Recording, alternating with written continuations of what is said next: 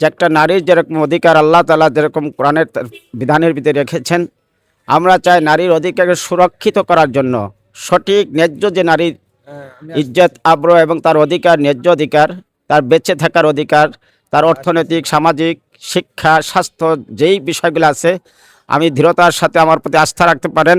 আমার দল ভালো, আমার আমির ভালো, আমার নীতি ভালো, আমার দলের প্রতীক ভালো।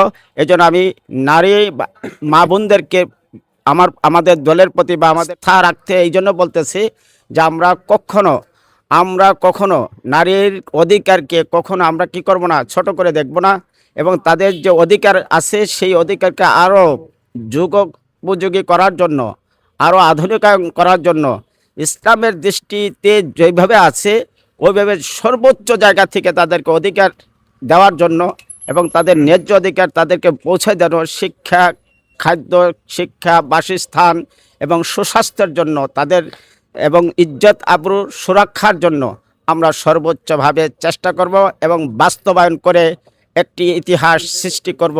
এই দৃঢ়বল মনোবল নিয়ে আমরা তাদের কাছে এই প্রতিশ্রুতি জানান দিচ্ছি। আমাদের সমাজে বেকারত্ব বেড়ে যাচ্ছে, আর বেকারত্বের কারণে দিন দিন খুন খারাপি, মাদক ছয়লাভ।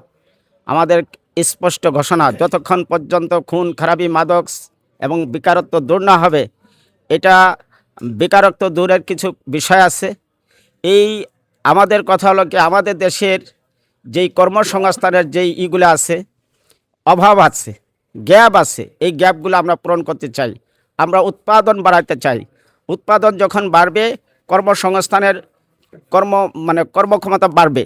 আমরা প্রত্যেকটা মানুষকে কর্ম দেওয়ার জন্য আমরা সেই ধরনের উদ্যোগ গ্রহণ করব, নতুন নতুন পরিকল্পনা গ্রহণ করব।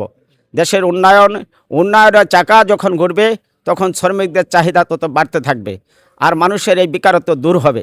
এটার জন্য আমাদের মহাপরিকল্পনা নিয়ে আমাদের দল এবং আমরা স্থানীয়ভাবে, সামাজিকভাবে এটাকে সুরক্ষিতভাবে প্রত্যেকটা মানুষের, একটা শিক্ষিত ছেলে এবং অশিক্ষিত দেখা যায় সে কর্মের উপর খুব দক্ষ, এগুলো আমরা মোটিফাই করে, যাচাই বাছাই করে প্রত্যেকটা বেকারত্ব মানুষকে কর্ম দেওয়ার জন্য, কর্মমুখী করার জন্য আমাদের পক্ষ থেকে সর্বাত্মকভাবে চেষ্টা থাকবে এবং আমরা এটা পূরণ করব।